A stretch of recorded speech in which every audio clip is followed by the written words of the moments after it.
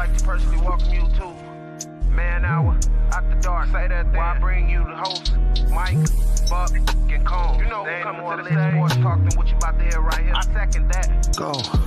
You know that that's us when we talking about sports. Giving you facts on the field to the core. Tune in, we need the support. 1 hour too short, then listen some more. On all your stations, not dropping no music. Starts like Adidas, but Nike just do it. Down 4 in the 4th, we go for the win. Michael 2 seconds, we taking it in. Buck, Mike, and Combs, you know what's going on. Man, now we're after dark, no LA, we the big spark. No 4th and inches won't cut short. Got the best talking, it's all sports. Buzzing more than buzz beaters. We coming live all through your speakers, go. And what is up, Man Hour Nation? Michael Buckasha with the Man Hour. Be sure to head over to manhourradio.com and check out the new and improved blog section. Dropping about 4 to 5 blogs a day over there, guys. We're writing about Packers, Giants, Eagles, Cowboys, Chiefs, Dolphins, who else? Patriots, Jets, 49ers. Yeah, all those teams, guys, happening. Blogs over there are happening. Good things are happening. Also, the Man Hour merchandise is over there as well, so click on the merchandise page and get some good merch. Speaking of good merch, we do have waffle merch out there.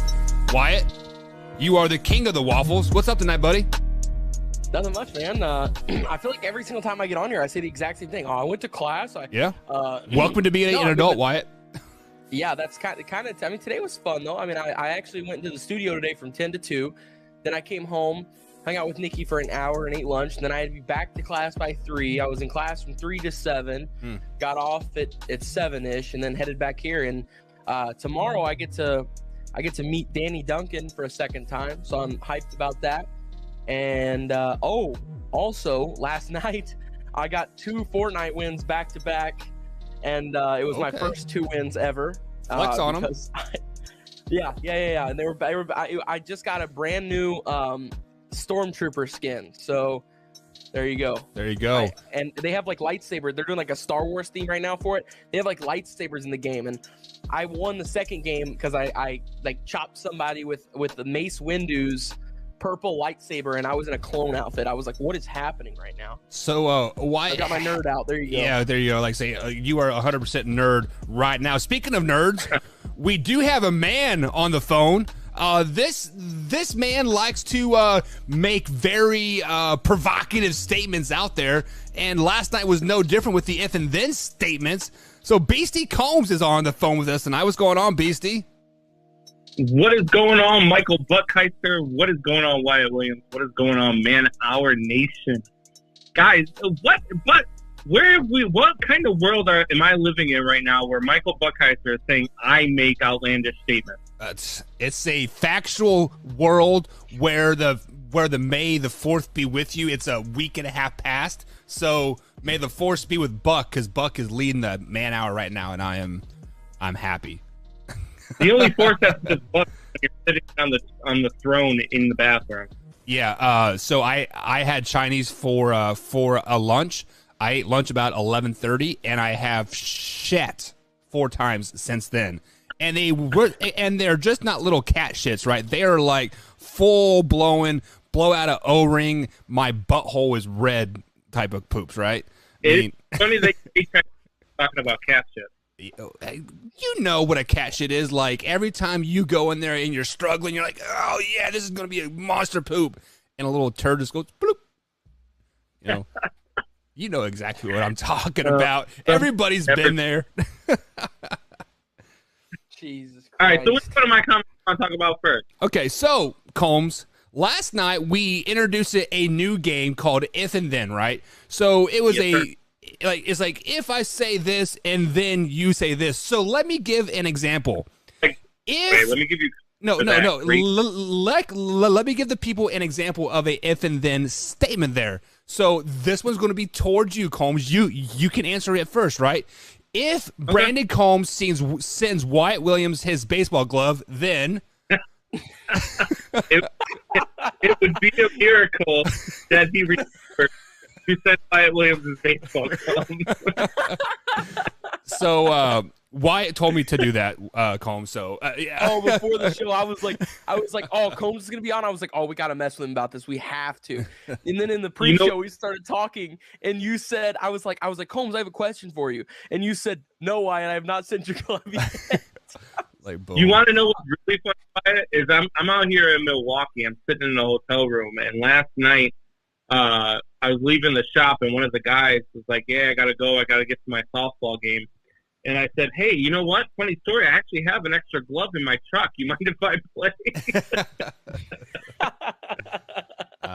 But anyways, Combs, moving on here, there are some if and then statements that you were kind of outlandish about. And one of them was, I believe it was the Philadelphia Eagles, and we said A.J. Brown. If A.J. Brown gets 1,500 yards in the season, you said that the Eagles are still a 6-win team.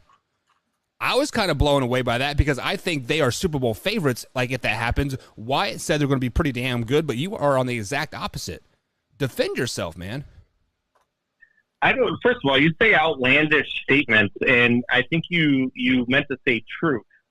Last time I checked, Jalen Hurts is still their quarterback, and Gardner Minshew is still their backup. Mm-hmm. And regardless of having Miles Sanders, regardless of having A.J. Brown alongside with Devontae Smith and Dallas Goedert, some of the best weapons in this game, Jalen Hurts is still their quarterback.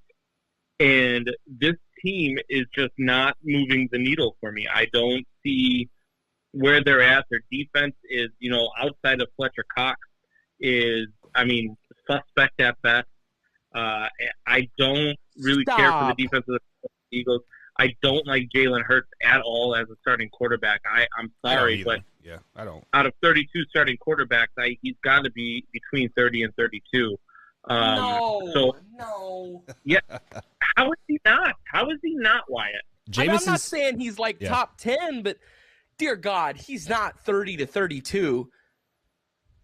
He threw for 3,144 yards, 16 touchdowns, and 9 interceptions, and had a QBR of 48.5. He's a rushing quarterback with no weapons, no offensive line, and no head coach. He's a rushing quarterback. You said it yourself. You're a rushing quarterback. So what good does having AJ come to the team and having freaking Devontae Smith do a rushing quarterback? You know what this is? This is a poor man's version of Lamar Jackson. Oh, don't you say that, because Lamar Jackson's trash. So that means Tua is like yesterday's news. So is Hurts. Jalen Hurts is worse than trash. Jalen Hurts is not a starting quarterback. The Philadelphia Eagles are not even going to win their own division. So, Combs, this is what you're missing here is, if A.J. Brown gets 1,500 yards, then that means Tua is not a 30-ranked quarterback in the league. He is probably top 15 at the worst. That means he is performing well. That means they are winning a lot of games. That means they're Super Bowl favorites. Tua, or not Tua, Hurts. I'm sorry, Hurts. No, if they had Tua, I might like him a little bit more. Not a big Tua guy, but Jalen Hurts just is not that guy. He hasn't been that guy. I said that after his rookie year. I said it after heading into last year, and I'm saying it again heading into this year. If they go into the season with Jalen Hurts as their starting quarterback, they are a 6 to 7 win team. Even if A.J. Brown has 1,500 yards. Even if A.J. Brown has 1,500 yards, because that means nobody else is touching the ball. And your point is what?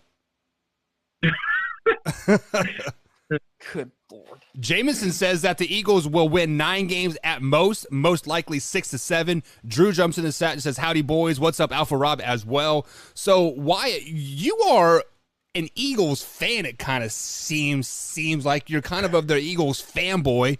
I'm not. Are you going to defend this 1,500 yards by A.J. Brown by making them, the favorites, or are you going to let just Combs, walk all over you? I'm going to let Combs just walk all over me. That's what it is. Okay. Well, hashtag waffle. Okay. The Eagles. No, the Eagles. First off, Fletcher Cox is not trash. That is a Buck statement, Combs. That is something that Michael Buckheiser would get on here and say. I said Fletcher.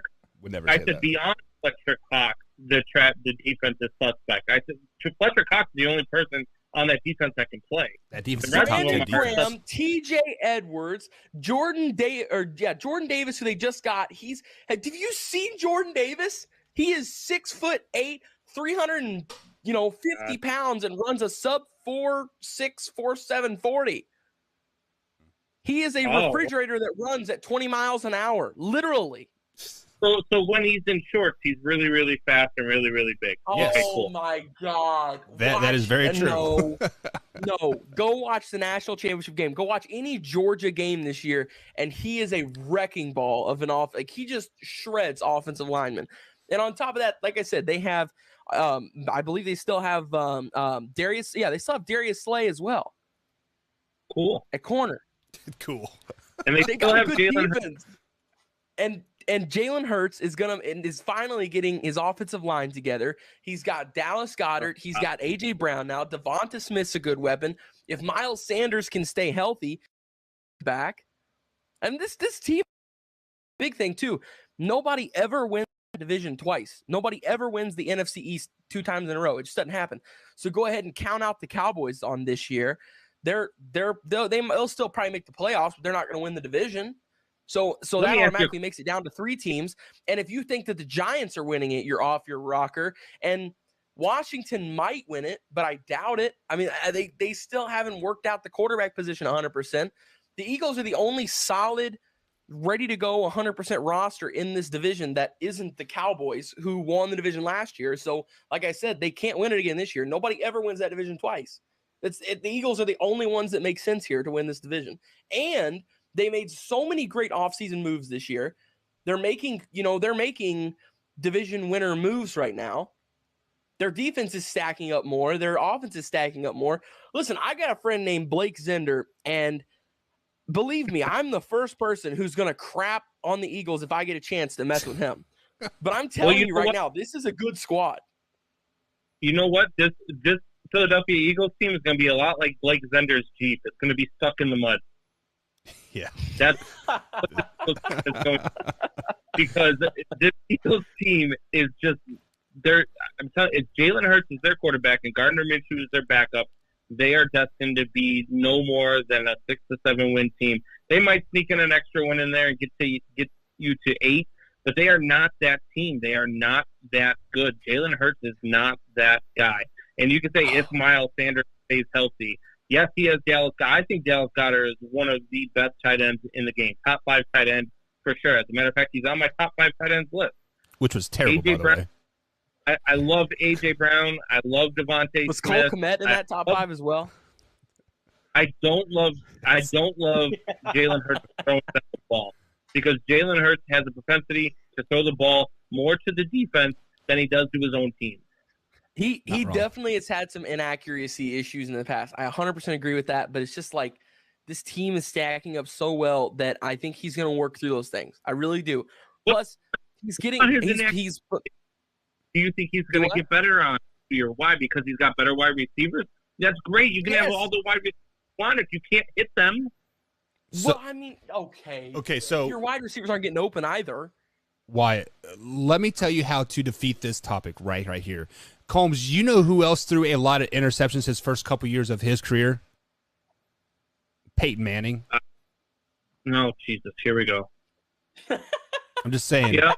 There is a chance. Oh, you know, because you have that exact. That's the same exact argument that for my guy Jameis Winston, and you dismiss that when I say it. Now, because it supports your argument, now you want to use it. And it's supposed to help. Well, that also wasn't his 5th year in the league. It was his 1st and 2nd year in the league. But I digress from that. Speaking of first-year quarterbacks and the – what's that? I'm sorry, Combs. What did you say? I said I would backpedal from that, too. No, well, I was trying to transition here in the biz. That's what we call it, a transition. You set it up and I knock it down, and it was a perfect transition until you opened your mouth again. But we digress from that. So the first if and then statement that we had last night was if Desmond Ridder starts for Atlanta, then Combs, you said they go 0-17. Yeah. Why? Yep. I think they're a 1-16 team as it is, and I think that Desmond Ridder is not ready to be an NFL starting quarterback. I think Desmond Ridder can develop over a couple of years of sitting behind a solid backup, but he's got Marcus Mariota, so that's going to be troublesome in itself. This Atlanta Falcons team to me got a lot worse at the quarterback position over the off season. I think that Desmond Ridder is not the answer. I don't think he is a franchise quarterback. I think he can be one of those guys that, maybe develops over time into something that is pliable. But I think he's one of those quarterbacks that's destined to be like a Nick Foles type, who is just always one of those quarterbacks who can come in and get you 2 or 3 games on the fly, but is not a guy that's going to be able to start 16 to 17 games for you. Is Nick Foles a Super Bowl champion? He is. Okay, just making sure. Wyatt? How many start that season? What's that? How many games did he start that season? It was he came in week 13 or 14, so yeah, he was what? No, they were 11-1 whenever he got hurt. Yeah, so week 13 he came in, so there's 3, that's 7-8 games. Right, so that makes him what? A very pliable backup. Yeah. What he was.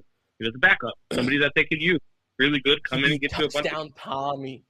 We cannot start this sacrilegious whatever we're doing right now of Nick Foles. He beat Touchdown Tommy in the Super Bowl. He carried the Philadelphia Eagles there. He was Big Dick Nick for about 5 straight games. What do you? I mean, that's what for 8 games. He was so good. He was so good. It was so crazy too. Go back and look. He was not that good heading into the playoffs. Well, yes, because he had like a 6-touchdown game. Oh my God. They played the Jaguars that game. It doesn't matter. He threw 6 touchdowns. That's an NFL record. The Jaguars were good back then. 6 touchdowns against the Jaguars too. You get to think about that was what 2016 when they won that Super Bowl. No, that's 2016. That's a good Jags team. Yeah, that was a they good have Jaguars Miles Jack. They have Jalen Ramsey. They have actually AJ Bouye as well. That is a stack. That's Saxonville right there. Yannick Ngakoue. Yeah. They had a great team that won 4 games. Okay. Cool. That team went to the AFC Championship. They did not. Yes, they did. They lost to Brady in the AFC Championship. I swear to God. The same year that the Eagles went on and played the Vikings. I swear, I promise. Well, then they played some other shitty team when he threw for 6 touchdowns. It was So let me address some of these comments here, throwing through the chat here. So Jameson pops in and says, week number 1, Niners at the Chicago Bears. That should be a pretty intriguing game, don't you guys think? Yeah. No, the Bears are schedule released. Yeah, released an hour ago. We will talk about that next week for sure. So Combs, you're saying that the Niners are going to walk all over the Bears week 1? Yeah, the Bears aren't going to be good this year at all. They're going to be a 5 to 6 win team at most. They're in rebuild mode. They're rebuilding, which is very rare around a rookie quarterback that you drafted and you moved up to draft. Usually you try to get good quick, and the Bears have gone a different route with it, and they're rebuilding it, but they're rebuilding around them. It's going to be a down year for the Bears. So, they are rebuilding to trade them. When they play good teams, they might. But when you play good teams this year, I mean, they're going to be abysmal. I don't have much expectation. What I want to see is some growth out of Justin Fields. I want to see him develop. I want to see, some growth out of some of the younger players that we've picked up. I want to see some growth from Cole Kmet. I want to see growth from Justin Fields. I want to see, there's a lot of things that you want to see from the younger players, from the future of this team, the players that are going to be around when you're ready to be good again, which is probably in about 2 to 3 years. Yeah. I mean, only time will tell, but I do think Justin Fields will be good. Guys. Yeah. What? I just hopped on here real quick while you all were bantering back and forth to check the Packers' schedule, and guess what? They're going to win 7 games. That's not a factual statement. They play Tampa Bay at Tampa Bay in Florida on my birthday. Oh boy. Are you going? I'm totally going.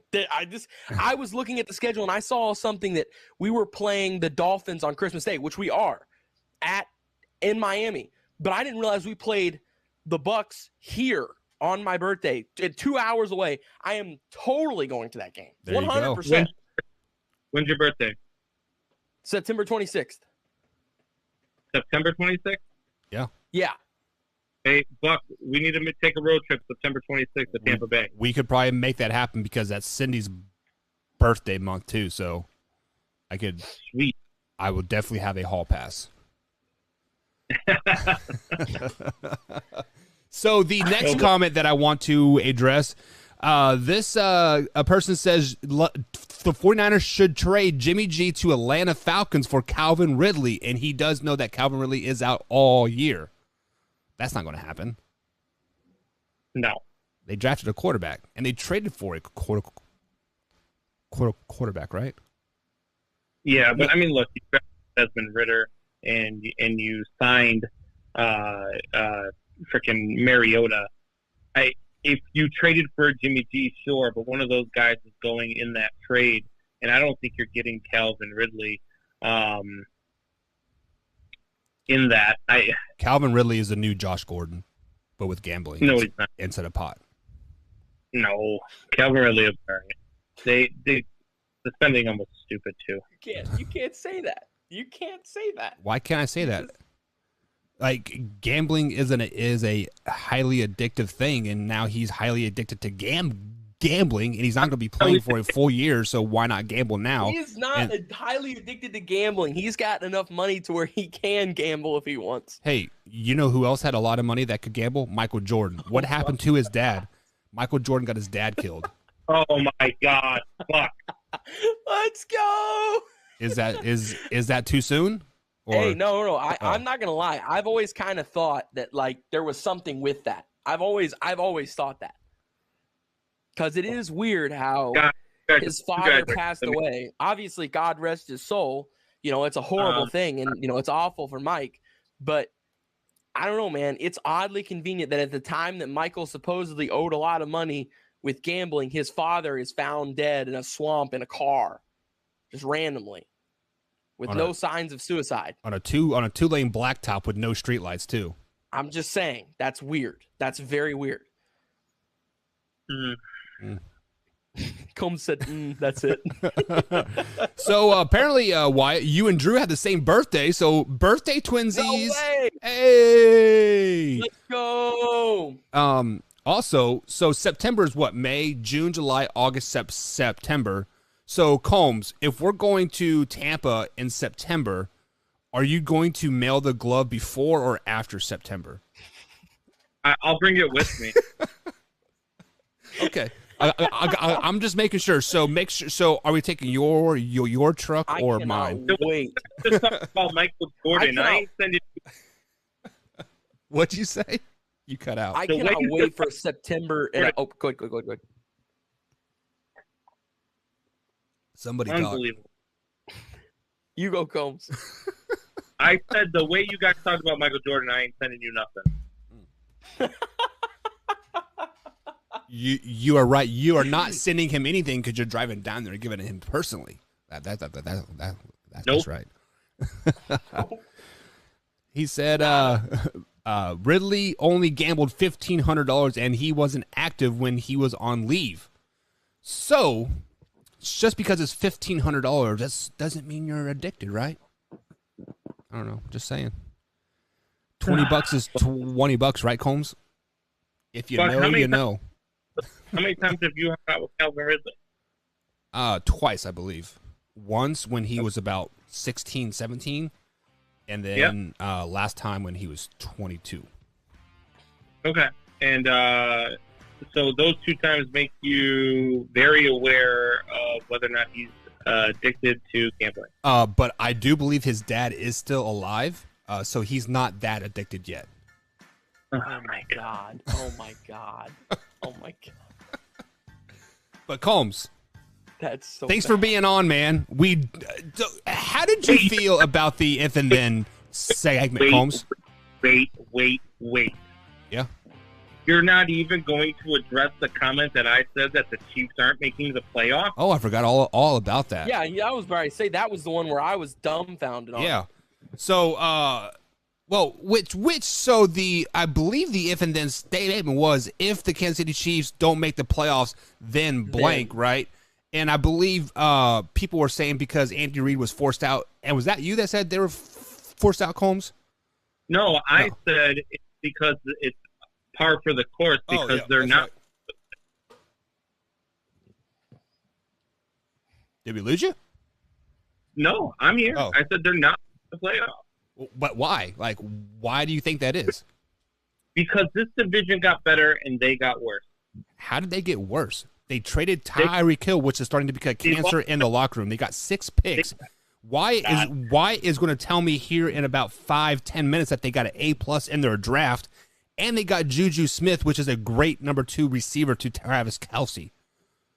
First of all, Juju Smith-Schuster is not a wide receiver that you can rely on to be your number 1 wide receiver. That's why I said he's a great number 2. No, because what's going to happen is they are going to realize that they can double team Travis Kelce and do not have to double team Juju Smith-Schuster. They are going to take. Right now, the Kansas City Chiefs are the 3rd best team in their own division. See, well, I don't know though. I think that's whenever Juju plays the best though, is whenever he's a number 2. I mean, remember how dominant he was whenever him and AB played together? Right. That's the best Juju Smith-Schuster we ever had because he was single They're covered. Juju Smith-Schuster is not that guy. Juju Smith-Schuster I don't know about all that. What the way as good as the Chargers got this offseason? Are you kidding me? This Chargers team is much improved, and I'm not saying that they Kansas City Chiefs. Yeah, I'm not saying that they win the division. I'm just saying they make the playoffs. This is still a 10 or 11 win team. Just the problem is the winner of the AFC West is going to win 14 to 13 games. That's the problem. The only way they get in literally all 4 teams will probably have double-digit wins this year. They have to. The only way they get in is if all 4 teams from the division get in. That's the only way they're. So you're telling me that they're going to be last in the division, Combs? Yeah, I do believe they're the worst team in this division. Wow, yeah. The Denver Broncos are hands down the worst team in it, and in that division. And their star receiver Jerry Jeudy just got arrested and is being held without bond. So what the fuck did he do? Right? I mean, clearly they're not doing good things. Buck.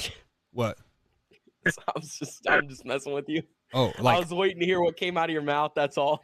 I don't know. I don't know what he did because all I saw was Jerry Jeudy was arrested and being held without bond. Like I haven't read the article or like anything. So I mean, it could be as minor as he didn't pay a parking ticket in Florida, right? But obviously he did something wrong. The Raiders are better than the Chiefs right now. That Devontae Adams pickup was huge. Putting Devontae Adams with Hunter Renfrow and Darren Waller. A 29-year-old Devontae Adams, by the way. Derek Carr is going. All that. Then they got Bilal Nichols. They went out and got freaking what was the other big one? Chandler. Like this team is so good. Both of those teams, the Chargers and the Raiders, are heads and tails above the Kansas City Chiefs right now. And to me, you might be right, especially if they lose Jerry Jeudy. And for whatever, I hadn't heard that until you just said that. Yeah, it happened within the last. He got arrested today. Few hours, yeah. They are neck and neck with the Denver Broncos. The loss of Tyreek Hill changes the dynamic so much. And the thing with the Chiefs is they're not going to be able to get better because of how much money they gave Patrick Mahomes. No, and Patrick Mahomes start losing weapons. We're really going to see over the next 2 seasons what Patrick Mahomes is made of. That is where you're wrong. That is where you're wrong. It's because Patrick Mahomes' contract is all toward the end, right? So it is very backloaded. So therefore, they're going to restructure, and make it all into signing bonuses, and they're going to be able to get the players that they want / need. Yes, they did lose Tyreek Hill, but guess what? He was becoming a cancer on that team. His ego was getting too big for his britches. We drafted a guy just as good as he is in Sky Moore. Sky Moore is going to be the rookie of the year. He is going to blow people out of the water. Yeah. He is a dog. Sky Moore is a dog. I mean, when you have a name Sky, it's the sky's the limit, baby. Like, and then teaming up with Kelsey and McCole Hardman and Juju, and let's not forget about Josh Gordon. Still, Josh Gordon is still on that team. If Josh Gordon is a shell of himself, they are a 15-win team, Combs. Congratulations. You drafted a guy who's named after the WNBA champion. Hey. Congratulations. They're champions. They're champions. You only know that because it's a Chicago team. It's true. But look, they got on the offensive line. They got worse at wide receiver. Juju Smith-Schuster and Marquez Valdez-Scantling are not the same wide receiver as Tyreek Hill. You're right. Sorry, they're better. Oh, no. You can't be serious. I'm not wrong. There is zero factual-based evidence behind that at all, unless if we're calculating height. Do you want to know the factual statement evidence there? I won't believe you. I will not believe you. What round was Tyreek Hill drafted in? 5th or 6th round, right? It was the 6th. Yeah. That is because he was above average JUCO player in Kansas. Okay, I played JUCO ball in Kansas, and I know a lot about the Kansas JUCO circuit there. And Tyreek Hill wasn't on anybody's radar. The only reason why he went to a full-year school after the fact is because he begged and pleaded. He said, "How much marijuana do you want? I got it." Did you look at the Chiefs? What? They play the Cardinals, Chargers, Colts, Raiders, Bills, and Niners to start the season. You know the whole. Then they play there. They will only lose at Mile High. Bengals, Broncos, Texans, which will be a cakewalk. The Seahawks, which will be a cakewalk. They get Denver and Vegas again. This team is winning probably 8 to 9 games. Dude, what are you guys doing right now? You guys are throwing around so much crap right now. I can't even believe what I'm hearing. What you can believe, Kansas City Chiefs will be going back to the playoffs again. What? We'll be going to the Super Bowl again. Okay, here we go. I'm going to settle all of this. The Kansas City Chiefs will be in the playoffs. They'll win at least 10 games. There's no way they're under 10 games. And if they are, then the rest of it's like a Dwight situation where the rest of the office is like, Dwight, what do we do if you die? He says, if I'm dead, all of you have been dead for weeks. If the Chiefs are dead in the playoff contention, then the rest of the league has been dead for weeks. Okay? So first off, the Chiefs are making the playoffs. Second off, there is not a wide receiver in the league other than Devontae Adams that is as good as Tyreek Hill. There's not. That's a false statement. Therefore, Marquez Valdez-Scantling, therefore, Juju Smith-Schuster, therefore, Sky Moore, therefore, whoever you want to mention, McCole Hardman, they're not better than Tyreek Hill. I cannot believe I'm even saying this right now. So, hey, hear me out. Hear me out. Let me bring some logic to this conversation here, okay? Yes or no, is Patrick Mahomes a top quarterback in the league? Yes. Yes, okay. Is Tua a top quarterback in the league? No. Can Tua throw the ball 20 yards down the field?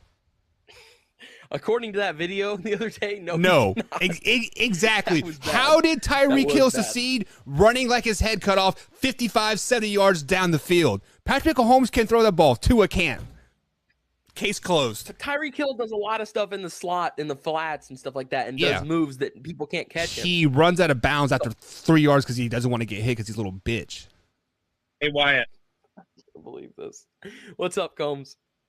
If the Kansas City Chiefs win more than 9 games, I will dress in drag, and I will do the show for a month dressed in drag. Makeup, wig, everything. But if they win 9 or less games, you have to shave your head.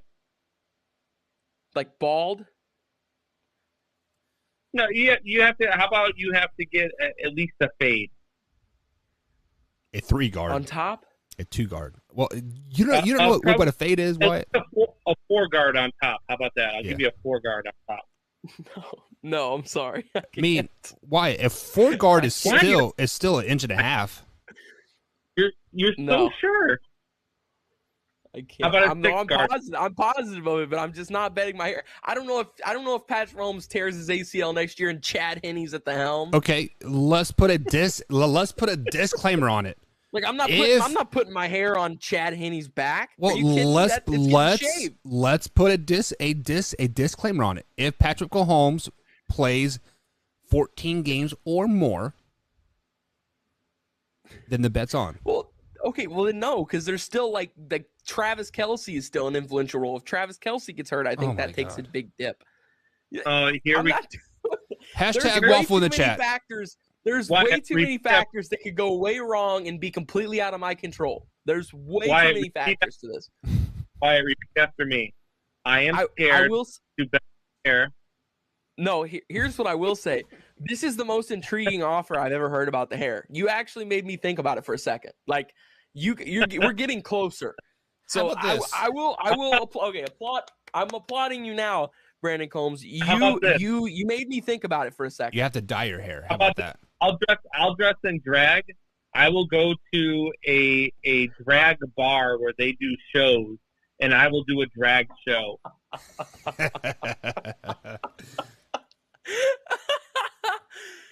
How sure the team is not winning 9 games. For a 4-guard, Wyatt. A 4-guard. Come on, man. I can't do it, but I'm just like, I'm going to be so disappointed whenever they do win 10 games. Hey, Combs, does hair grow back? It does. Okay, I'm just making sure. You know what doesn't go away? Your pride after being dressed as a woman. Video on YouTube, and that's what would happen if I did a drag show. Oh, yeah. What would you even do? What would your performance be? I would let you pick the song. Come on, Wyatt. There is no backing out of this, man. This is too good to pass up. Come on, man. I'm going to have you out there singing Party in the USA by Miley Cyrus. No, it's came in like a wrecking ball, and he has to ride the ball in. Or Firework by Katy Perry. Drew says, Wyatt, your hair is totally worth that. Come on, man. A 4-guard, that is 1.5 inches. I can't. I can't. We're getting closer, but it's not there yet. It's not. Wow. Oh, my God. Do you smell that, Combs? Yeah, I do. I do. It's 100% bitch. It's like chicken shit.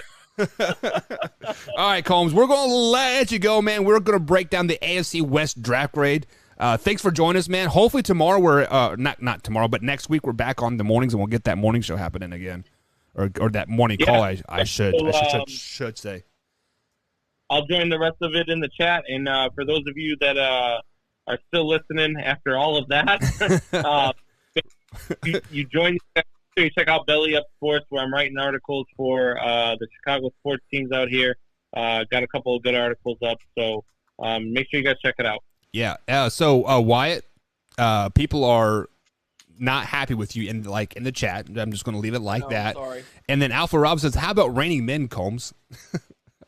I would whatever. That's a great song. I would do. I don't care what song it is. All right. Let's get a little closer to the NFL season. How about that? Then we'll revisit this. We'll revisit. Well, do you want to hedge your bet? I'm kind of disappointed in myself as it is right now, but I don't know. It can't be worth it. The longer you wait, the worse the bet gets. That's all I'm saying. I won't do as much the longer you wait. Yeah. All right, Combs. We'll talk to you next week, man. All right, we'll talk to you later, Wyatt. I'm going to dress in drag and play some softball with your gloves. All right. All right, later, bub. Bye. All right, guys, that is our man, BC Combs. Be sure to follow him on Twitter at manhour_Combs, right there over there on the old Twitter machine. So, Wyatt, it is that special time of night where we jump into actual football talk, actual knowledge, actual logic, actually putting a number to the bean counters out there, right? So the AFC West has been arguably going to be probably one of the toughest divisions out there, and this division got much, much better in the offseason as we were talking about, and the draft didn't follow suit. How did the Denver Broncos do in this year's draft? Well, the Denver Broncos, I thought, did a pretty good job. Although their first pick was essentially spent on Russell Wilson. So right there, I think they traded for a great quarterback, and that right there just boosts their draft grade up for me automatically. But then after that, in round 2, pick 64, they got Nick Benito, edge out of Oklahoma. And this guy is a killer off the edge. Killer with a capital K. This guy is crazy. His presence in the backfield is always known. He's a wrecking ball when it comes to getting into the backfield. And you add him with already the Chubb is there, Randy Gregory that's already there. I mean, this is already a stacked defense. Adding him on top of the fact that the offense added a incredible quarterback who is great at the game of football and is going to succeed very well, I believe, with this team. I think they really did great for round 2, which was their first pick. So then at round 3, they got who I think is the best, you heard me, the best tight end in this draft, Greg Dulcich, tight end out of UCLA. They just got rid of Noah Fant. So this team already needed a tight end. They were already down one right there. So I was expecting them to take a tight end early, and I thought Dulcich was going to be their guy. And sure enough, it ended up being Dulcich is a really great tight end who's got awesome vertical threat skills. His route running is really well. I mean, he doesn't drop a ball. If it hits him in the hands, he's going to catch it. He also adds to your blocking side, and he's not the biggest, but at the same time, he's just a really good blocker for his size. So I really like Dulcich, that round 3 pick there, and I really like the round 2 as well above it. Now moving on to round 4, Damari Mathis and Ioma Uwazariq. I cannot say his last name. Cornerback out of Pittsburgh and defensive tackle out of Iowa. Thought they did a really good job here in the 4th round, just continuing to pad that defense, which is something they always do. They're always adding to the defense, and they started with the exact same thing in the 5th round with DeLarin Turner-Yell, safety out of Oklahoma. And I also like their theme that they went with here.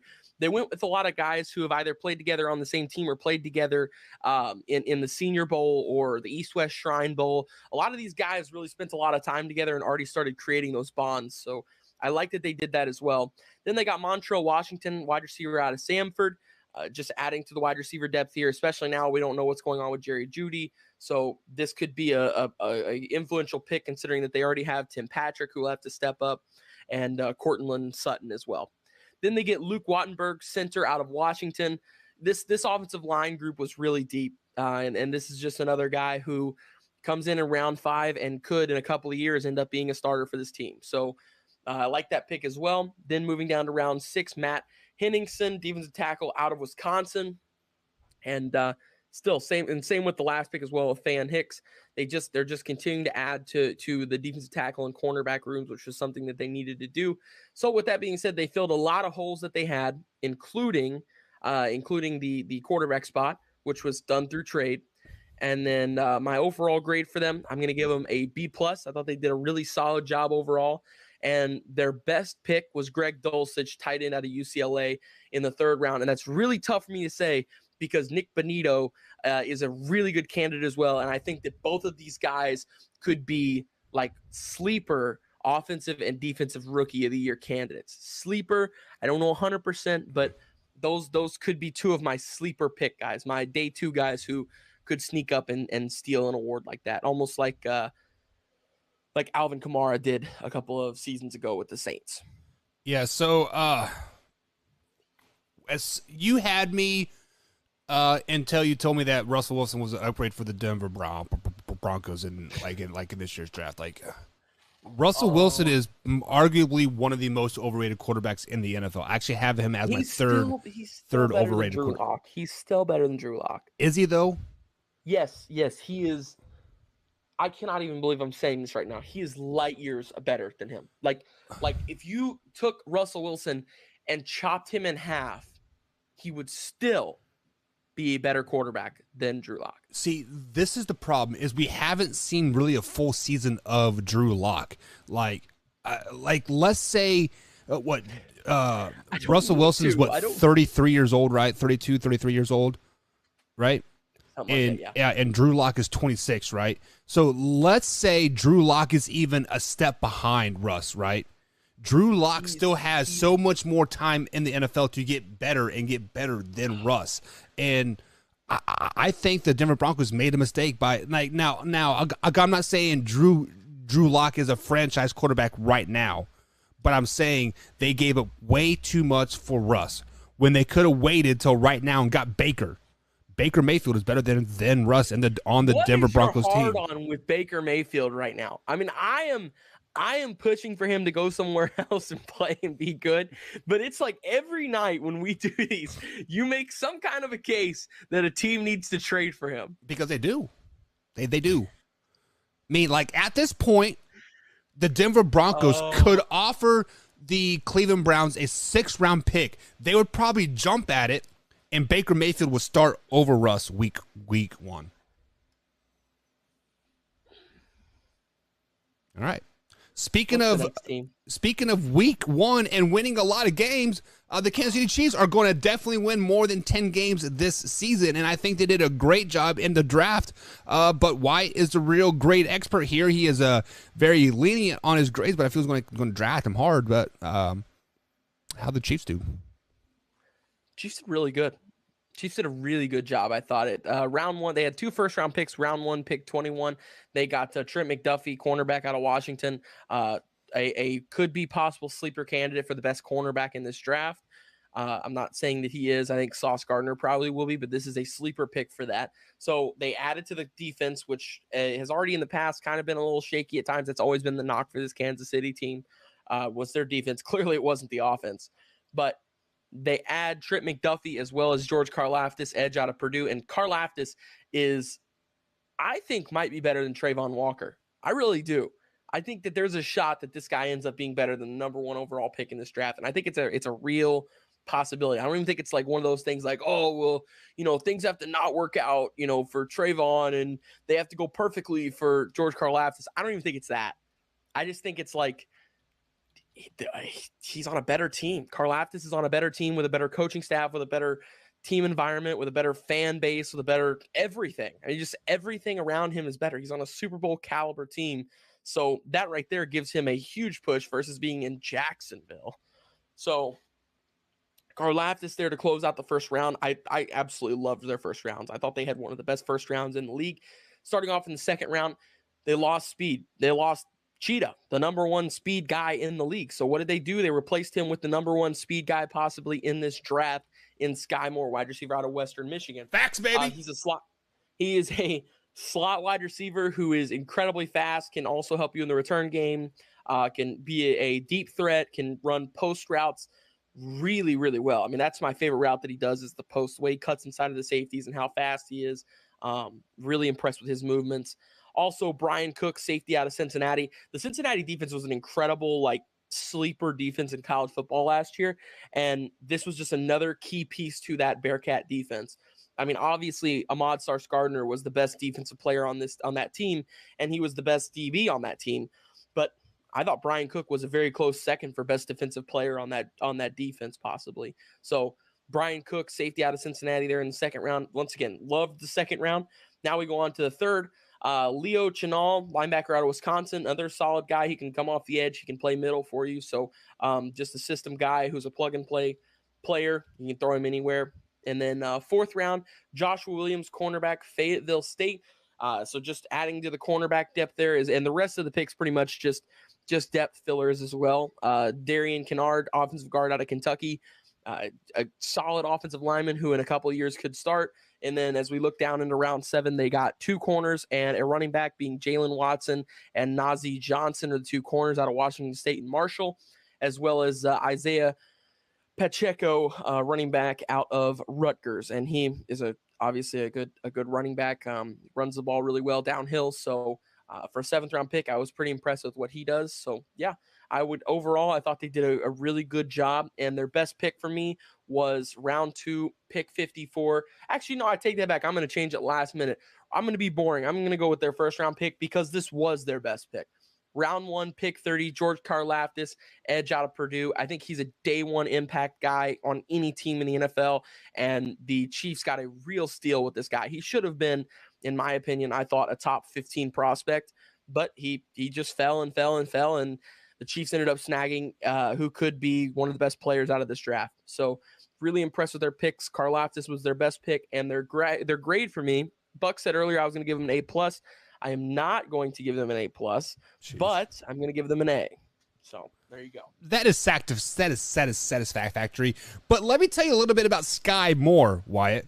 I have an inside source that played Sky Moore or played against Sky Moore in the MAC last season, and he went off for them for 6 touchdowns in that game. Isaac Hatfield said this is the fastest human being he has ever seen, ever. Now, that's saying something, because you know your boy, Winkers, right? Pretty damn fast, right? He said he made Winkers look slow. Sky Moore is going to be a beast to reckon with. He is going to pick up Tyreek Hill just fine. At this moment, he may be faster than Winkers, but give Wink some time. Yeah, Don't you worry. I saw Wink in the spring game. He was ridiculous, wasn't he? He was mowing over grown-ass men. Dude, he's he puts a smile on my face when he runs the ball. I mean, he's exciting. And does he's he gonna be, ever get mad? No. I swear to God, he is the most level-headed. Like when it comes to playing football, he just keeps the levelest head I've ever seen. He doesn't freak out about things. It's just, and I can tell you from personally being his friend and playing with him on the field as well, he's an incredible teammate. And Illinois State got one heck of a running back, and a lot of teams are really going to regret in the next 2 years not going after him, especially they might regret this year. Some that I won't say the names of that pulled offers at the very end and did some stuff they shouldn't have. They're going to regret that. They're really, really, really going to regret that. And Winkers is going to be, and the best part is he doesn't even know. Like I've talked to him about it, and he has no clue really that he's that good. Like I've got to spend a lot of time. I worked with the IHSA broadcasting and stuff, so I got to spend a lot of time all over Indiana calling basketball games, and Indiana has some of the best basketball in the world for high school ranks. So I got to see all kinds of athletes, and when athletes are good, they know it. And you can just see it in them. They know it, they believe it, and all that stuff. And Winkers believes he's good, but he doesn't know how good he is. You can just tell. He has no clue that he's this freak monster running back that's insane. And like I just, like I said, it puts a smile on my face every time he runs the ball. I love it. The only person that I can really compare him to, honestly, is King Henry, because he is a North and South guy. And if he puts on about 30 pounds, look out. Watch out. Well, he's already up to, like, I think he's at 205, something like that right now, 210. Yeah. You put about 230 on 40 him. Down to, yeah, and he's still got the 40 down to like sub 4.4. Yeah. I mean, he moves. Crazy. He moves, and when he lowers his shoulder, you saw it in the spring game. I mean, there's some pop. There's some power behind that. It's not like power that you're ready for. He hits you, and you're like, wow, that was crazy. We need to get him on the show. Anyways, moving on to the next team here, and that is going to be the LA Chargers here. Chargers made some good offseason moves. They picked up Clay Mack, and Justin Herbert is probably a top 3 quarterback in the NFL going into this year 100%. But Wyatt, how they do in the draft, that's all that matters. I thought really everybody in this group did a pretty solid job in the AFC West, and they were no different, obviously. At pick 17 in round 1, they got Zion Johnson, offensive lineman out of Boston College, one of the more underrated linemen in this draft, and I think he's going to be a great pair with Christian Darrisaw, who they picked up last year. So they're really building a protective offensive line around Justin Herbert, and they've got him weapons. So really be careful for this team. I mean, they're adding defensive specialists too, so it's like, really, this team is doing some crazy things. They're getting really good. So that right there was a huge pick for me. I loved that. After that, they get JT Woods, safety out of Baylor. In the 3rd round, they did not have a 2nd-round pick. So I like JT Woods as well. He swarms the field. He's a ball hawk. He can also help you on the run support side. So I like him in the 3rd round. In the 4th round, Isaiah Spiller, running back out of Texas A&M. The Chargers have always been known for having a good running back around, and right now they have Austin Eckler, and Isaiah Spiller is going to fill in really nicely whenever he comes off the field, and eventually maybe it'll be his job once Eckler runs out of gas or retires. Who knows? 5th round, they got Otito Ogbania. I, once again, can't say that last name. Defensive tackle out of UCLA. Just another depth guy there, somebody just to throw into the defense whenever you need him. And in the 6th round, they got Jamari Saylor, offensive lineman out of Georgia, national champion, won a lot of games. I believe he did not allow more than 3 sacks his entire college career or something like that. I saw a stat on that earlier about him. And so Jamari Saylor is a good offensive lineman, still continuing to just add to this. And the cool thing about Jamari as well is he is not a offensive tackle, offensive guard. He's just an offensive lineman. He's a plug and play guy. He can play at guard. He can play at tackle on the right or left side, maybe even at center. So I really like Jamari Sailor and that pick out of Georgia, as well as Jasir Taylor, defensive back out of Wake Forest. Just another guy who can play really anywhere on the field. Same with Dean Leonard out of Ole Miss, can play anywhere on the field. Then they come in and they get Xander Orvath, running back out of Purdue. And a couple of years ago, Raheem Mostert came out of Purdue and got drafted late in the draft and ended up having a really good career. And I think Xander Horvath could go on to have that too. So they really added to the running back room, adding more offensive linemen as well, defensive linemen, and DBs. So this was really just a depth draft, and I think that the Chargers understood that, and so they went out and got depth at all the positions they needed depth at. So with that being said, thought they did a really good job. I'm going to give them a solid B on their draft grade. And their best pick for me. Give him that running back. God, I'm gonna do it again. The reason why I just struggled for a second is because I told myself I wasn't gonna keep doing it, but I'm going to right here. He's the best player they got. Zion Johnson, first rounder, pick 17, offensive lineman out of Boston College. He's the best pickup they got. Yeah, like I was looking through the colleges, of like who is producing the most NFL players and like all that stuff, just out of curiosity. Purdue has secretly produced a lot of NFL players that are really good, that are like flying under the radar type thing. Yeah. Drew Brees. I'm talking about Rondale Moore for the Cardinals. Like I think he is going to explode. Yeah, I mean, he's going to do really good this year. Like I don't know what they're putting in the water up there in Purdue, but they're doing something right. And yeah, up in West Lafayette. Yeah, so congratulations to those guys. Speaking of something in the water, there is obviously something in the water in Vegas because it seems like everybody wants to go there right now, including Devontae Adams. And just like the rest of the AFC West, they did a lot of work in the offseason. But how'd they do in the draft, Wyatt? Well, what they had to work with in the draft, they did pretty good. They traded away their second round pick and got Devontae Adams. He's the best wide receiver in the NFL. It's just that simple. He's already got chemistry with their quarterback. While he is 29 and probably only has 2 years left of his prime, he's still Devontae Adams. He's still ridiculous. And if him and Carr can get on the same page that Aaron Rodgers and him were on, which I could totally see it happening because they had that connection in college at Fresno State.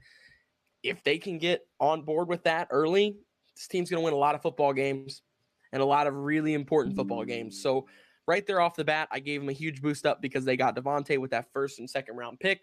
After that, in the third round, they got Dylan Parham, offensive guard out of Memphis. This offensive line needed some padding, and they did that. They added him as well. In the fourth round, they got Zamir White, running back out of Georgia. This is a pretty interesting signing because I actually think Zamir is going to get a lot of touches this year, because Josh Jacobs' rookie deal is coming to an end, and they're not 100% sure if they want to sign him again. So this could be like hey, let's hand that Zamir guy the ball a couple of times and see how well he runs the ball. If he runs the ball pretty good, we know that we don't have to pay Josh Jacobs the, $10, $20 million that he's going to be looking for. So Zamir White, actually look for him to be a guy who could get some impact moments this year, as well as Neil Farrell. He's a defensive tackle out of LSU, and same with Matthew Butler in the fifth round, just adding some more depth at defensive line. Here's the big one. You ready for this? The sleeper pick of the draft for me came for the Las Vegas Raiders. Round 7, pick 238, Thayer Munford Jr., offensive tackle out of Ohio State. I was stunned that he went in the 7th round. I was so stunned. I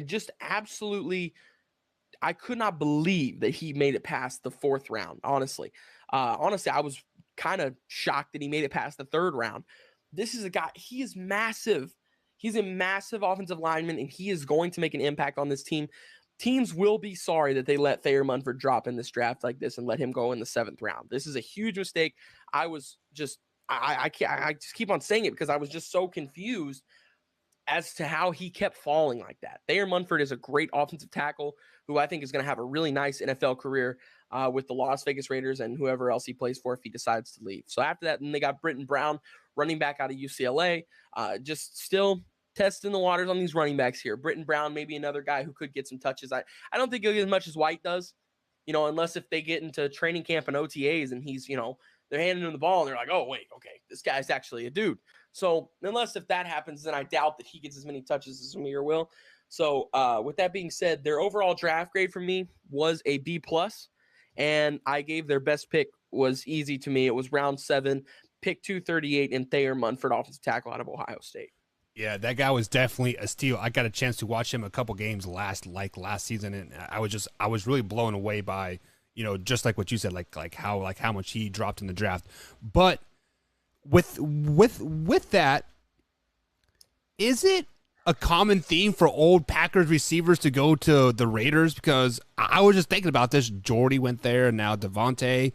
Like, is it going to start to become a trend? James Jones too. Yeah, James Jones means shit. James Jones. I will say, weird. I don't know. Maybe it does.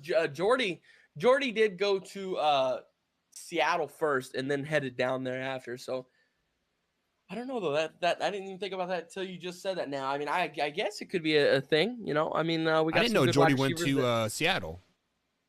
Yeah, I think he went to. Did he go to Seattle first? I don't think so. I thought he went straight to it was Oakland, right, at the time. I'm pretty sure it was just Oakland. I know he finished his career. He played, I think, a year or two after that, but you can definitely tell he was pretty washed up after that torn ACL. Yeah. Oh no, he did just go to Oakland. I guess did he sign with the Chiefs and then get cut? Why did I think he went to the Chiefs? I could have swore I remembered him going to the Chiefs. No, the Seahawks. Seahawks, my bad. I was wanting him to go to the Chiefs, play for the hometown team, but I don't know about the Seahawks. No, that was my bad thing. Yeah. Never mind. But it's all good. Still, yeah. Yeah. All right, guys. So we are going to take our first break of the night. On the other side of the break, we're going to break down the NFC West draft grades and time pending. We got Weddle still. My bad. We gotta play Weddle. Weddle is coming. So we got about 45 minutes left in the show here, guys. We've got to take a break. I gotta take a poo. Chinese is killing me. All right, guys. We'll be right back.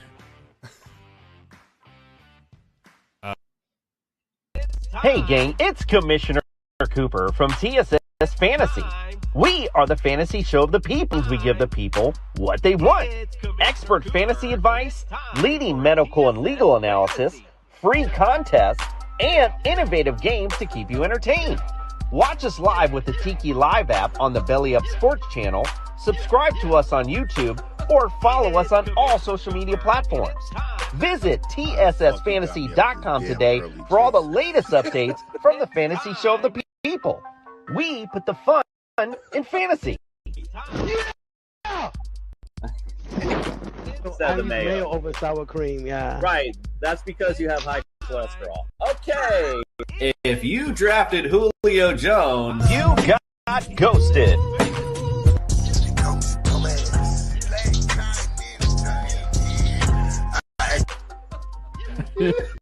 This is amazing. TSS Fantasy is like an orgasm. If I had a cigarette, I'd smoke it. I'm pumped to be here. The show of shows.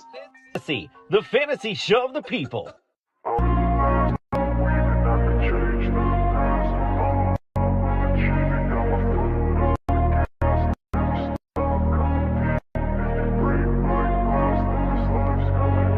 Invest in my name, check no restraints, I'm obsessed with the pain. I ingest, I retain, assess and I change. Be free one day from society's restraints. Money, clout and fame, mud, disease, a plague. We all love to hate, have to play the game, have to make a name. All our insecurities are on display. This is war with the enemy, think that it was meant to be. Living in a time where disease is on every screen. I won't let them fester me, I know most are festering. Negativity is a plague for the mentally weak.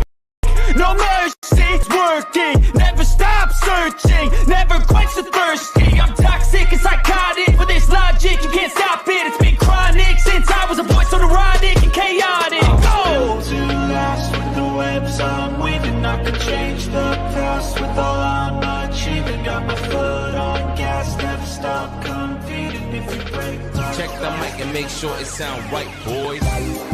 And welcome back to the Man Hour, guys. Michael Buckhouse along with D.Y. Williams. What's that? I didn't know you came back. I thought the music just started. I was like, well, it looks like I'm starting here. And go, and no, I'm back. It was definitely a power poo there. But so no wipe needed. It was straight solid that time. I was pretty happy. That was the first solid poo since about 2 o'clock.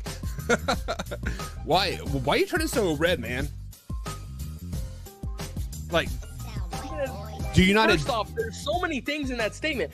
You haven't had a solid poop since 2 o'clock. How many times do you poop a day? Well, today I had Chinese, so this is my 5th time exploding the toilet apart. Like, yeah, it was hands down the best Chinese I've ever had.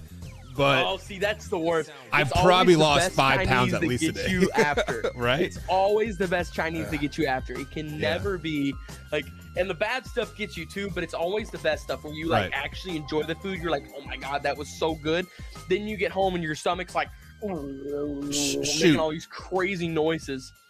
Wyatt, I drove 10 minutes to the Chinese place. I ate, right, and it was a 10-minute drive. Which one did you go to? China Garden. Or Chinese Garden or whatever. It's Preston Highway down by Churchill Downs.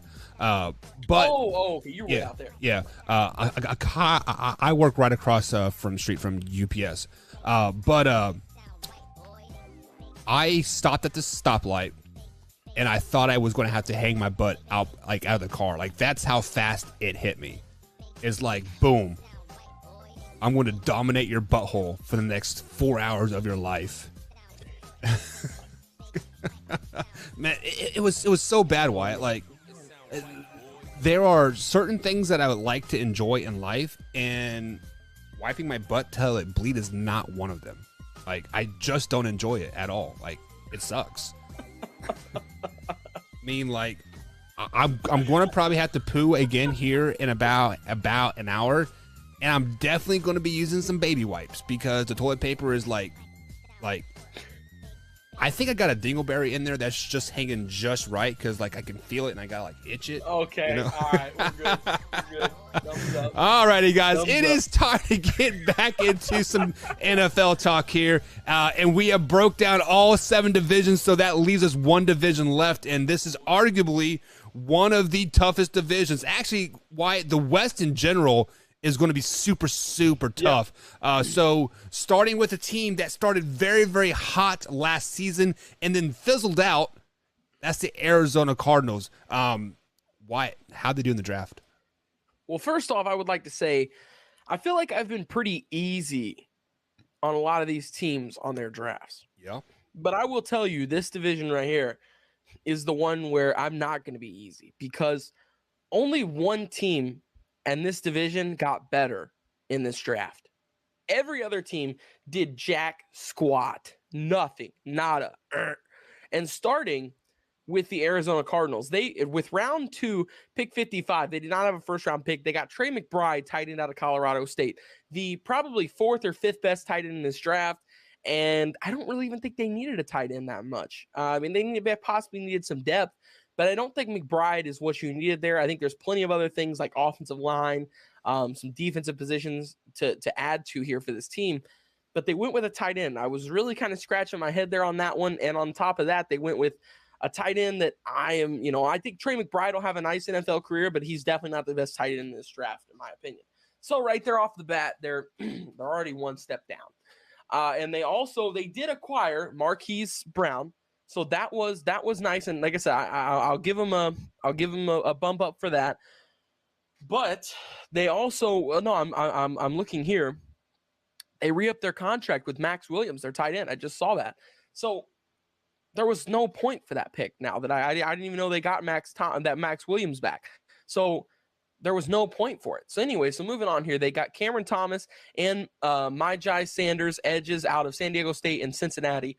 2 guys who are good, but still I just didn't think were the best guys there. I think that Sanders is better than Thomas, and Sanders went 13 picks after. So with that being said, I wasn't really impressed with their first or second round. I mean, their second or third round. Then they wait till round, and then they don't have another pick till round 6, which they got Keontae Ingram, running back out of USC, and Lecitus Smith, offensive guard out of Virginia Tech. I do like Smith. I think Smith could be influential for this team, and I think in a couple of years he could be a starter for this team. Because like I said, I know I've said it 100 times. I'm going to keep saying it. This offensive line draft was really deep, and I think that he is a really good offensive lineman. And Ingram is not terrible, but once again, I just really didn't think that they needed that much running back depth, and I didn't think that this was the right guy. I think they should have signed a different veteran maybe to add to their group. Then they go with Christian Matthew, DB out of Valdosta State, Jesse Lukita, linebacker out of Penn State, and Marquise Hayes, offensive guard out of Oklahoma. All those in the 7th round. Just depth guys, but still kind of felt like it was a little bit of a reach on a couple of them. I don't mind Hayes. Lukita's okay, but I really felt like Matthew was kind of a reach. I didn't expect him to get drafted. So with that being said, I really was not impressed with their draft. I was going to give them a D, but because they at least traded and got Marquise Brown, I'll give them a C minus. Yeah, pretty much the only thing that saved them was that trade on draft night, which surprised everybody, right? But that was definitely the theme of the draft was trade. So when you are 11-6 and you are a first-round playoff exit, you need to do better in this draft, and they didn't. So unfortunately, Arizona fans, this sucks for them. But why? So moving on to the next team here, it is the LA Rams. They are the Super Bowl champions. They finished 12-5 last season. And how'd they do in the draft? Well, the Los Angeles Rams, once again, this wasn't the team that I was saying had a really good draft. So that leaves it down to two. It's either the Niners or the Seahawks, and I won't say just yet. But with that being said, I really just wasn't huge on this draft either. I didn't think they did anything crazy. They didn't have a first or second round pick, obviously, because they traded for Matt Stafford. So accounting that in, I give them a bump up for that because they got a Super Bowl out of it. So bang, right there, they're up a little bit, but their draft after was just average or bad at every single pick that there was nothing else I could really go off of. Bruss in round 3, Durant in round 4, and Williams in round 5. I felt like all were stretches. Should have been picked. All of them should have been shifted one round down in their picks. Then round 6, Quentin Lake, safety out of UCLA. Wasn't a big fan of the safety pick there. I didn't really think that they needed to get him. And then cornerback, Darian Kendrick out of Georgia. Still just didn't think that there was a cornerback needed there. And then in the 7th round, I really thought their best pick was the 261 in 7th round, A.J. Arcuri, offensive tackle out of Michigan. And then, well, I take that back. Daniel Hardy, edge out of Montana State. I liked a couple of the Montana State guys this year, and this was one of them. So I will say they did have that. That'll be my best pick for them. My best pick is Daniel Hardy. But overall, still just kind of wasn't a bad draft, but it was just an average draft. It wasn't like there was nothing, that stuck out to me here with their draft class. So with that being said, I'm giving them a C on this, just average, not a little above average, not below average, just a C average. So yeah, and then like I said, their best pick for me is it's Daniel Hardy. Yeah, so the one thing about this draft for the Rams is I did like their defensive picks because their defense is very old. It's a very aging defense, so they are going to have to start plugging and playing some of those players at some point. I think the average age on the defensive side is 29, and that's old in the NFL. So they definitely start to rebuild. And I mean, I'm not saying it was a splash draft by any means, but they definitely added some depth and some pieces that they'll use 2-3 years down the road. So they do got that going for them. So the next team in the division here is the San Francisco 49ers. They are a 10-7 team regular season, but when Jimmy G is healthy, they're a damn good playoff team, and they make it to the NFC Championship. Deebo Samuel's won it out. He's still on the teams. Draft is over, but why? How'd they do it in the draft? Well, first off, in the 2nd round, they went with pick 61. They got Drake Jackson, edge out of USC. And while I get it, the Niners are great at developing these defensive line talents. I get all that. And I thought this was a good pick. I thought that he'll add nicely to their defense. I still just didn't think that was the right pick. Next, there's this is really where I got confused with this draft was Tyrion Davis-Price. When are the 49ers going to stop drafting running backs? When is going to be enough? They have Elijah Mitchell. They haven't even given Trey Sermon a shot yet. I mean, this team, are they going to continue adding running backs every single year? It's almost like what the Dolphins have going on right now. So while Tyrion Davis-Price, I really like him. I really do. He had the great game this last year where he broke the school record of rushing at LSU. So, I mean, Leonard Fournette, there's plenty of legendary running backs that have gone through there. But Tyrion Davis-Price, I just thought he had a couple of good games in college, and I think he'll be an impact guy, but it just depends on if they'll actually hand him the ball. They didn't even give Trey Sermon a shot last year at all. And now they've got him in the third round, Davis-Price. I don't know. They're just adding – it seems like they're adding running backs senseless here. It just doesn't make sense. So after that, they got Danny Gray, wide receiver out of SMU. Thought that was an okay pick. I like Danny Gray.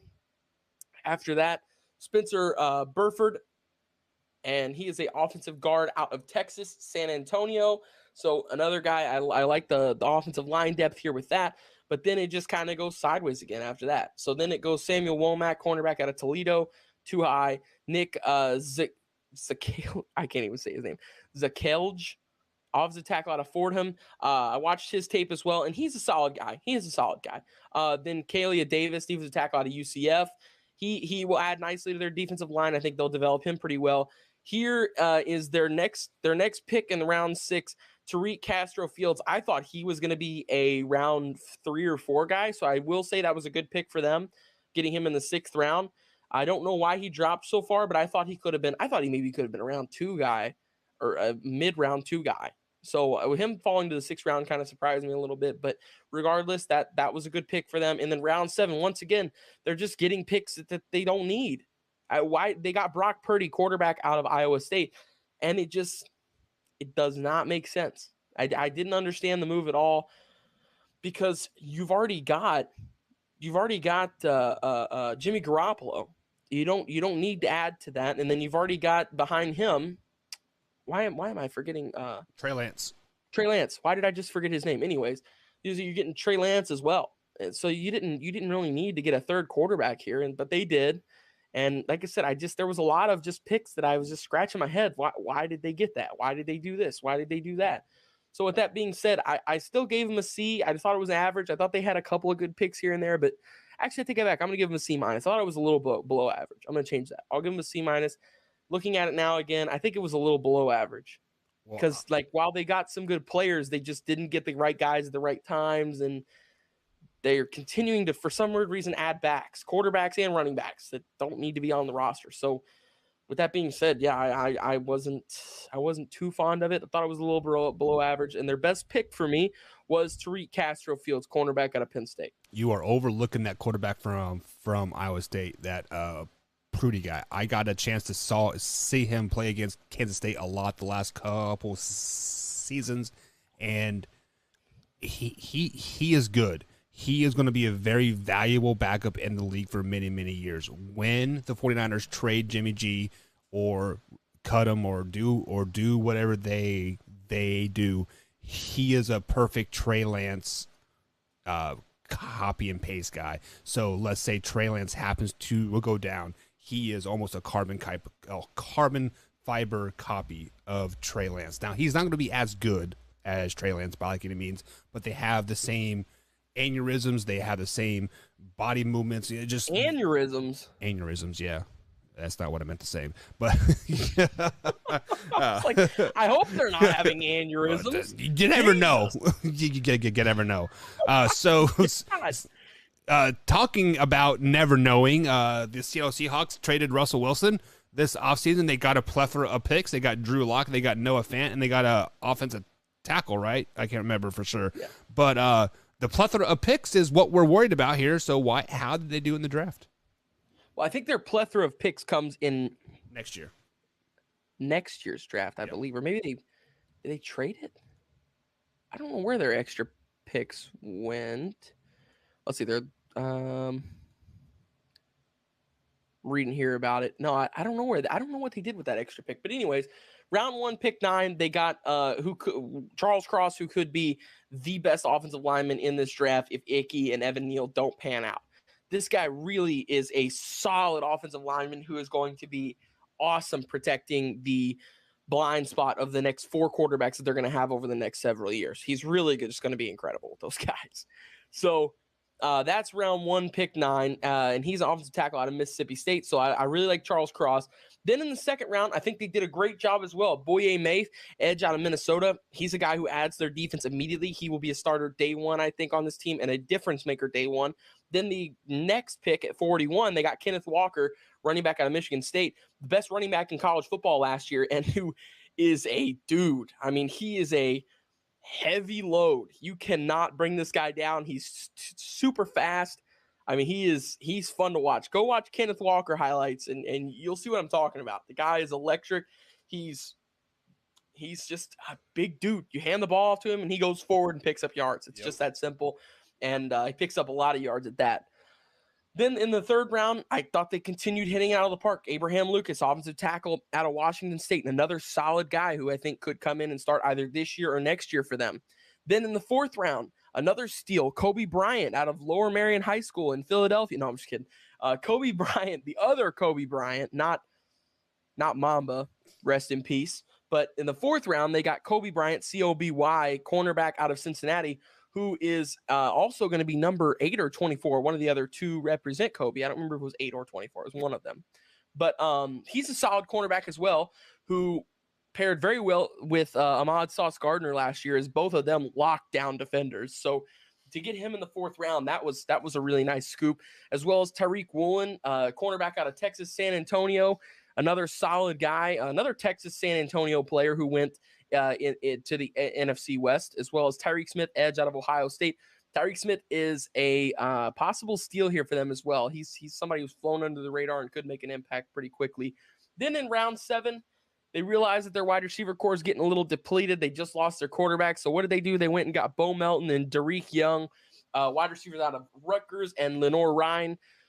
Both two guys who could make an impact in the first couple of years as well. On the returning side, on special teams, and also on the field at wide receiver. There's too many good guys ahead of them for them to make a huge impact. I mean, obviously they're not going to just walk in and kick DK and Tyler Lockett out. That's not going to happen. But, they'll probably get some reps. So with that being said, overall, thought they had a great draft, an absolutely great draft.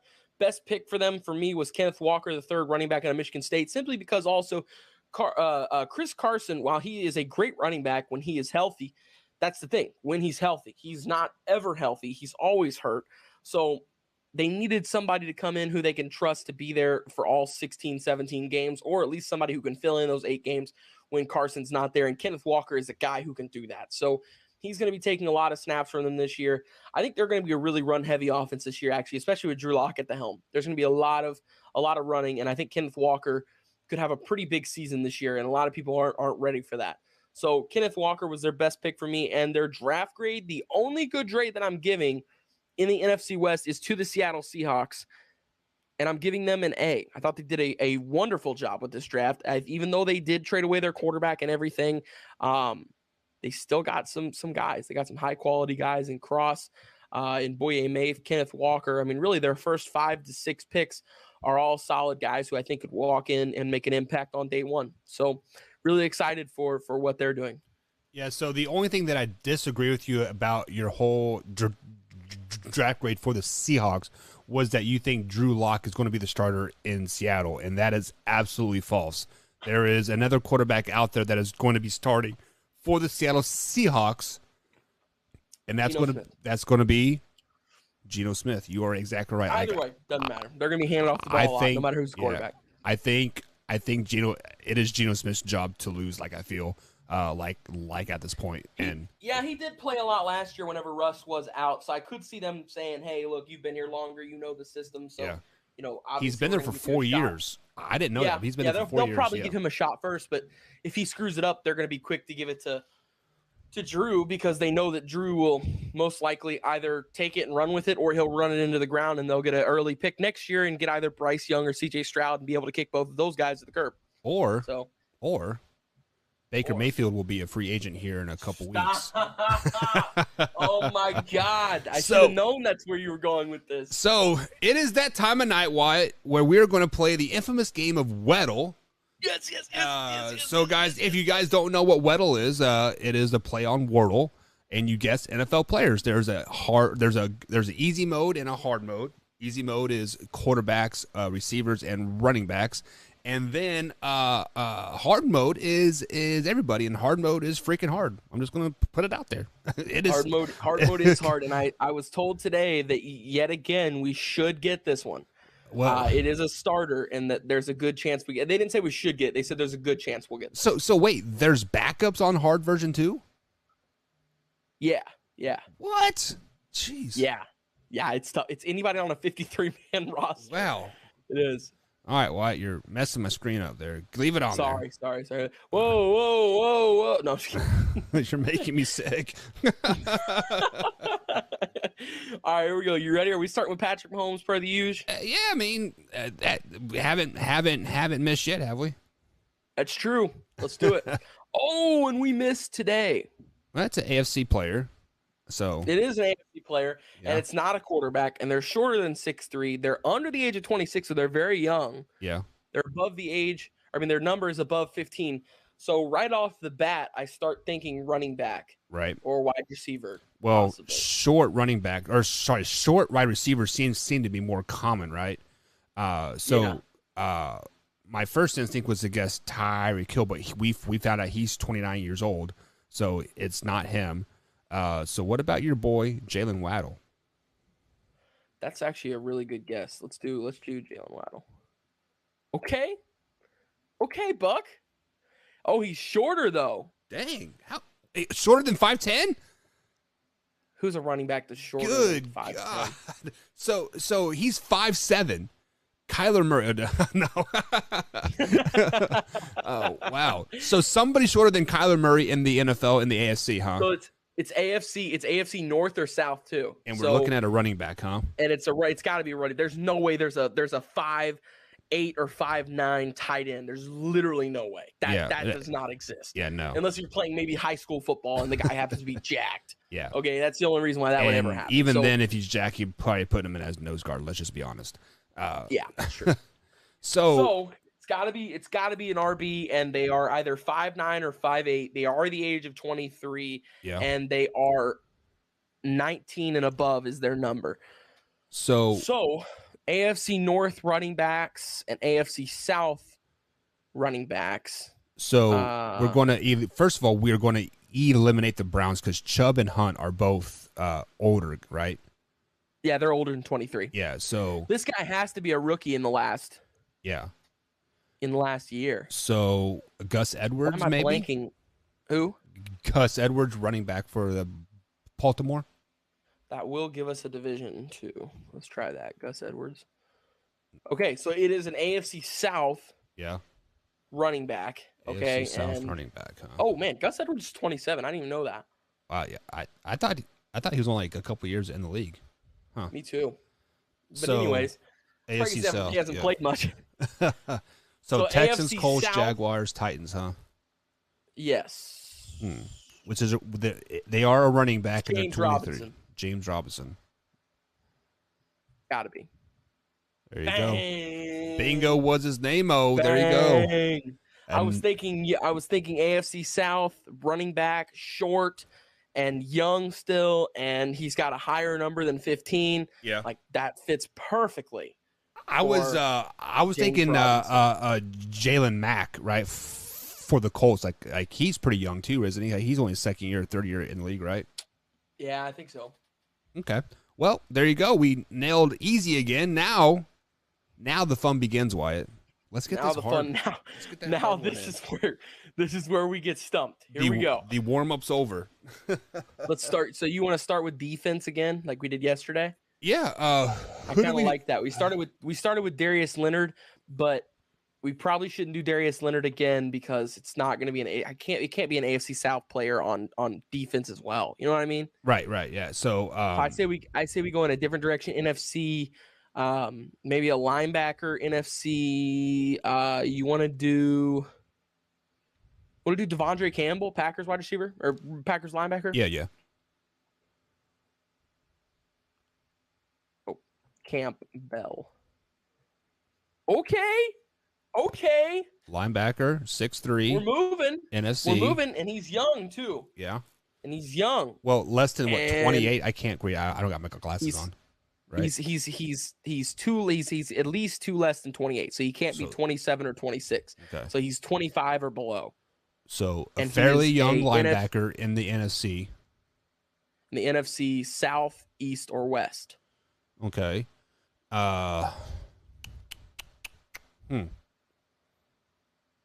Linebackers. How old is Deion Jones? I have no idea. No idea. You want to try Deion Jones? Yeah. That'll at least narrow us down a division as well. Oh, okay. So that tells us he is 25. Okay. Because if he was 26, then this would have lit up yellow as well. So he's 25. He's 6'3". He's a linebacker, and he's in the NFC East or West. How about T.J. Edwards out of Wisconsin? T.J. Edwards or Michael Parsons comes to mind too. Oh, Mike, you want to do Micah Parsons? Yeah, let's try that. So it's Okay, not so the East. he is. It's in the West, huh? So he is a NFC West linebacker that is. It's kind of ironic that 25. we just broke down the West too, huh? Right, isn't that wild? Isn't that Yeah. funny? Okay, so 6'3" linebacker, 25 years old. Huh. 49ers. So Bobby Wagner is a 49er now, isn't he? But yeah, but Bobby's way too old. Yeah, he's pushing 30 probably, isn't he? Yeah, he's pushing pig. Yeah. Boom. What is the linebacker for the Cardinals that got like 6 sacks last year? Is that Chandler Jones? Yeah, Chandler Jones is way too old though. Oh, is he? Chandler Okay. Jones has been in the league for a while. Okay. He played with the Patriots for a while, and then I think didn't he play with the Chiefs? No, he did not. Not that I'm aware of. I don't know. Let's see. So NFC West. I think Max Crosby is listed as a defensive end, so I don't think we can go with him. Doesn't he play for the Raiders? Or he plays. Never mind. He's Yeah. AFC West. I'm stupid. Yeah. I'm sorry. I'll wake up. Let's see here. So NFC West linebacker that's young. What about Jordan Brooks out of Seattle? Okay. We're getting closer. Okay, yeah, and that 100% guarantees us now that it's 25. Yeah. Since it's got How about the middle linebacker for the San Francisco 49ers? Fred Warner? Yeah, Fred Warner. That's a great guess. Fred Warner might actually be it. And There it we go. is! Yes, sir. Yes. Boom, baby. Let's go. Why? It's so hype whenever you get it too. I was thinking about Fred Warner like 2 minutes ago, and I thought to myself, I was like, I think he's a little too old actually. And then you said it again, and I was like, no, if Buck's saying it too, let's go with it. Yeah, man. Let's go. What a guess, Buck. This game is very sneakily fun, Wyatt. Like it is. I mean, like yes. Cindy plays Wordle like all the time. Like, oh, this is fucking dumb. You know, oh, you get like an A or whatever. Cool, but this is fun. I kind of like this one. This one is fun. If we have time, there's another one too. They have called Purtle, and that's for NBA players. Well, I would be screwed, but yeah, I mean, we definitely got time. Let's play some Purtle. Let's play easy, like because so does because hard I'll be fucked.